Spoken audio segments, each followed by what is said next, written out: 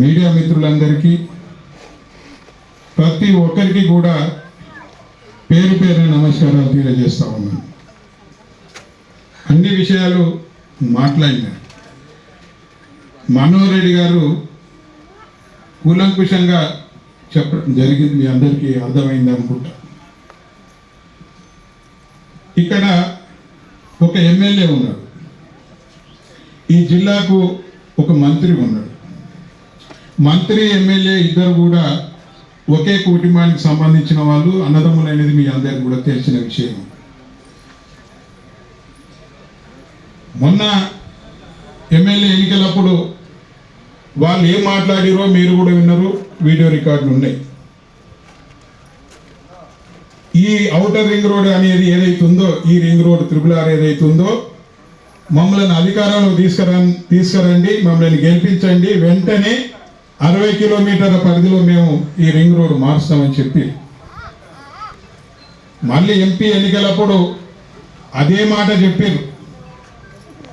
ఓట్లు అయిపోయినాయి కదా, ఓట్లు అయిపోయిన తర్వాత ఈ RRR అనేది వాళ్ళకి అవుపడటం లేదు.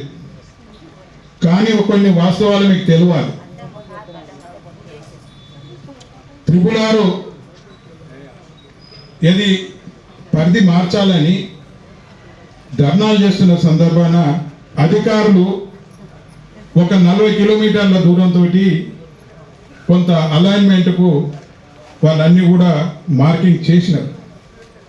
దాంట్లో భాగంగానే ఈ ఉత్తర భాగంలో కూడా చేసినారు, రావిరాల నుంచి, అదే ఏది భువనగిరి నుంచి, అదేవిధంగా ఇక్కడి నుంచి కూడా మొదలు పెడితే మొత్తం దక్షిణ భాగాన్ని కూడా చేసినారు. అప్పుడు సపోర్ట్ లేదు. కొన్ని రోజుల తర్వాత ఏమైందో, ఎక్కడయిందో, ఏ దయ్యం బట్టి వెంటనే గతంలో ఏదైతే ఉన్నదో దాన్నే అట్లనే కంటిన్యూ చేయమని మన జిల్లా మంత్రి గారు కోమటిరెడ్డి వెంకటరెడ్డి గారు అధికారులకు చెప్పడం జరిగింది. అదేవిధంగా అప్పుడు ఎమ్మెల్యే కూడా అన్నాదమ్ములు ఒక్కటే, ఇద్దరు సగవల్కొనే మాట్లాడినారు. ఏంది జరిగిందా అని నిశ్చితంగా అందరితోటి సమాలోచన చేసి జరిగింది అంటే, అంతకుముందు బాగానే ఉండే కానీ ఇక్కడ పెద్ద కంపెనీ వాడు తగిలిండు. ఆ కంపెనీ వాడు మేత తీసుకొచ్చి వేస్తే పశువులు తిన్నట్టు తిని ఈ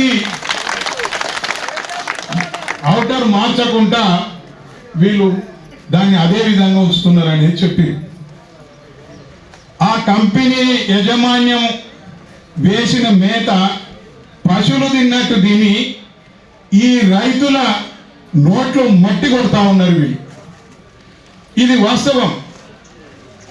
వాళ్ళ గుండెల మీదే చేసుకోమనండి, ఎంత మేత వేసారు, ఎంత తిన్నారు అని. నేను నువ్వు అనేది కాదు, ఆ యజమాన్యమే అక్కడ ఇక్కడ చెప్తా ఉన్నారు, మేము తలుచుకుంటే ఏదన్నా అవుతారు, బిడ్డలారా జాగ్రత్త, కదులుతారా మేము అనుకుంటే ప్రభుత్వమే మా చేతిలో ఉన్నదని చెప్తా ఉన్నారు. మొన్న ఇక్కడ ఎమ్మెల్యే గారు స్థానిక సంస్థలు వస్తున్నాయని చెప్పి అడావుడిగా కొంతమందిని పిలిచి, మీకు న్యాయం చేసే బాధ్యత నాది, మీకు తప్పనిసరిగా గత ప్రభుత్వం ఏదో చేసింది కాదు, అట్టే ఇబ్బంది పడతా ఉన్నారు, వాళ్ళు చేసిన దానికి నేనేం చేయాలి, కాకపోతే ఏది మార్కెట్ వాల్యూ ఇప్పిస్తాను అన్నాడు. గత ప్రభుత్వం చేసిన దాన్ని మరి నువ్వు పనమటి భాగాల్లో, ఉత్తర భాగాల్లో, అదేవిధంగా దక్షిణ భాగాల్లో కొంత మార్పిడి చేసినవు, అది ఎట్లా చేసావు సమాధానం చెప్పండి. సూటిగా నేను ప్రశ్నిస్తా ఉన్నాను, దానికి సమాధానం చెప్పాలి ఇద్దరు అన్నది. మార్చినావు కదా, ఆ ప్రభుత్వం చేసింది మార్చినప్పుడు ఇదెందుకు మార్చలేవు అని మేము నిలదీస్తా ఉన్నారు ప్రజలంతా. మేము కూడా ప్రజలకే మద్దతు తెలుపుతా ఉన్నాము. ప్రజలంటే మా ప్రయాణం.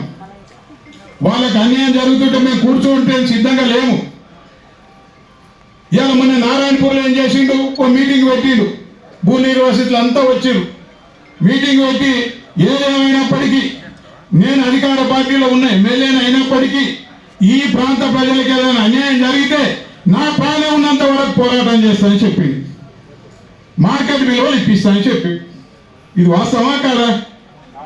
వాస్తవా కాదా? వాస్తవం అన్న వాళ్ళంతా చేతులు ఎత్తురు, అంతే కదా. మరి ఇక్కడ మార్కెట్ వాల్యూ ఇప్పిస్తున్నప్పుడు ఇక్కడ ఈ ప్రాంతంలో, ఉత్తర ప్రాంతంలో భువనగిరి నుంచి ఇక్కడ జరిగిన రింగ్ రోడ్డుకు ఇప్పటి వరకు అవార్డు పాస్ చేయలేదు. మరి ఇక్కడ మార్కెట్ వాల్యూ ఇప్పి 20 పై ఇప్పుడు ఇవాళ రేపట్లో అవార్డు పాస్ చేస్తామని చెప్తా ఉన్నారు. అన్నప్పుడు నువ్వు దాని గురించి ఏమి నువ్వు ఆలోచిస్తున్నావు? ఏమన్నా అంటే నాకు గడ్కరీ దగ్గర, గడ్కరీతో చేయిస్తా అని మొన్న స్థానిక సంస్థలు రాగానే చెప్పింది రేపో ఎల్లుండో నోటిఫికేషన్ వస్తుంది అన్నాక ఆ నోటిఫికేషన్ ఇప్పుడు రాగానే తెలిసింది పైసా అందమైంది.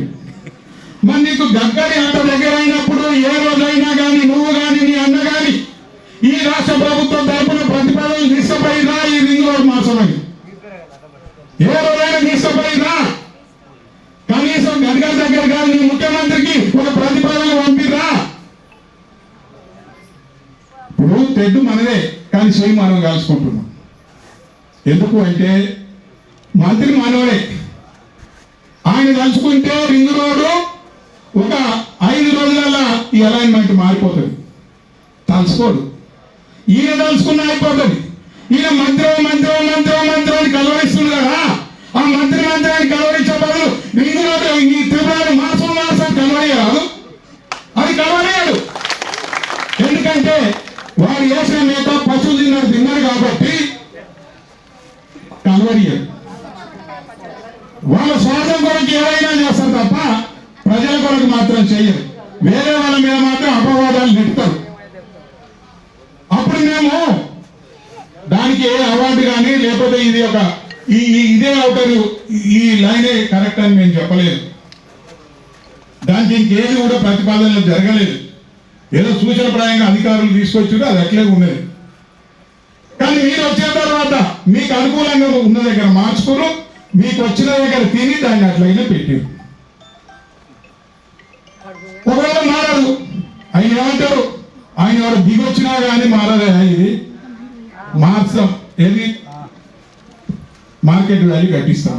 కట్టి మా రైతులందరికీ మార్కెట్ వాల్యూ కట్టి ప్రజల తరపున పోరాటం చేస్తున్నావు కదా, రా కూర్చో, ఇన్నే కూర్చో, మేము కూడా నియమలే కూర్చుంటాం. పోయాల్సి అందరమయ్యవు మా రైతాంగం అంతా రోడ్లు ఎక్కితే అన్నం నీళ్లు అన్ని మర్చిపోయి ఏం చేస్తున్నావు? నువ్వు మీ అన్న దగ్గర కూడా ఎప్పుడైనా అడిగినావా? లేకపోతే నువ్వు ముఖ్యమంత్రి దగ్గర కూడా ఎప్పుడైనా అడిగినావా? ఎంతసేపు మంత్రి పదవి కొరకు ముఖ్యమంత్రిని తిట్టడం, ప్రభుత్వాన్ని తిట్టడం సరిపడ. పొద్దుగినాక తిట్టు, చీకట్లో పోయి కాళ్ళు పట్టు. పొద్దుగినాక తిట్టు, చీకట్లో పోయి కాళ్ళు పట్టు. మొన్న వారు అంటున్నారు, ఏందా మీ ఎమ్మెల్యే ఆలపాటి, ఏందా మీ ఎమ్మెల్యే రాత్రంతా శ్రీ రేవంత్ రెడ్డి కాళ్ళు పట్టుకొని కూర్చున్నాడు. ఏదైనా అంటే ఇక కానీ వాళ్ళ అన్న ఇంటే ఏదో చిన్న దావత్ అయితే రేవంత్ రెడ్డి కూడా వచ్చిండు. ఆ దావత్లోకి రాగానే సీఎం రేవంత్ రెడ్డి రాగానే ఈయన కూడా ఉన్నాడు. తక్కువ అరవైకి తీసుకుపోయి కాళ్ళు పట్టుకున్నాయో 1.5 గంటల కాళ్ళు పట్టుకొని వచ్చిండు మంత్రి పదవి కొరకు అని చెప్పి. మంత్రి పదవి కొరకు కాళ్ళు పట్టుకునే బదులు ఈ రైతాంగ సమస్యలను పరిష్కరించడం కొరకు నీవు కాళ్ళు పట్టుకుంటే తప్పేంది ప్రభుత్వాన్ని? పొద్దుకిన్నాక ప్రభుత్వాన్ని తింటాడు కానీ సమస్యలు మాత్రం పరిష్కారం తీసుకురాడు. ఇప్పటికీ నేను చెప్తున్నా, ఇద్దరు అందరూ ఉంటే తప్పనిసరిగా ఎలాంటి మారుతుంది, మార్కెట్ వాల్యూ తప్పనిసరిగా రైతులకు అందించబడుతుందని సందర్భంగా కూడా మీకు మనవి చేస్తాం. ఇప్పటికి కూడా మేము ఒకటే మనవి చేస్తా ఉన్నాం. ఇవాళ చెప్పేది ఒకటి, సొచ్చేది ఒకటి కాదు. ఏం చెప్తున్నారో అదే చెయ్యండి, మేము మీకు అండగా ఉంటాం. ఇలా ప్రజల తరపున పోరాటం చేస్తున్నావు కదా, మీ అమ్మటి మేము ఉంటాం. అవుటర్ రోడ్డు, రింగ్ రోడ్డు మార్చేంత వరకు కూడా మా అమ్మటి ఉండి పోరాటం సిద్ధం ఉన్నావా చెప్పు. లేదు, పోరాటం వద్దు కానీ మంత్రి పదవి కావాలి.